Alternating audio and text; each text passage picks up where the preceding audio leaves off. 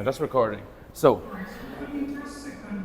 Ulriike, nice to meet you again. We just met in a very interesting panel about conserving ecosystem strategies. We had a very interesting discussion. You had a lot to say about the Caribbean Biodiversity Fund. Can you tell us a little bit more about that, maybe?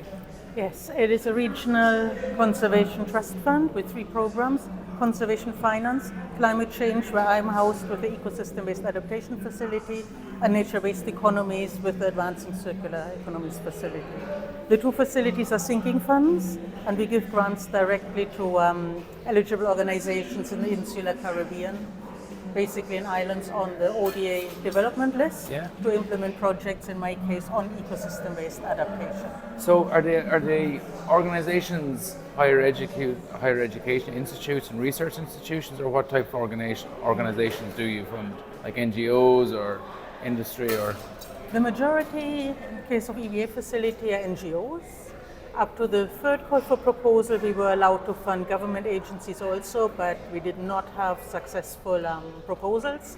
Some universities and academia, and we're allowed to fund the private sector, but they have to have matching funds, at least 50 to 50 for us to fund them. And we had a few applications and one very successful project in the Dominican Republic. I'm asking because it's quite interesting. The work that you guys are doing very complements the work that we're trying to do with our shared oceans. So we're both funding projects in the Caribbean that hope to build ecosystem advantages and conservation strategies. So there's, after this phone call, there's probably a good chance that we can have a chat about how we could maybe synergize things. There's a lot of talk about how to synergize partnerships up on the stage there. So it's good not to replicate all these things. Surely we should just have one little approach to it. That aside, you've done a lot of specific work on ecosystem-based adaptation. Yes. Tell us about that. Yeah, ecosystem-based adaptation is really interesting because there's 3 main pillars. It has the conservation pillar, it has the climate change adaptation, our islands are extremely vulnerable, and it has the socioeconomic livelihood aspect.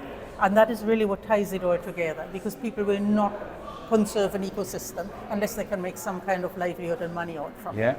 So the fishers, 100%. They want to fish, but unless they understand that the mangroves are the nursery grounds and they shouldn't chop down the mangroves for charcoal, they will not have fish in the future.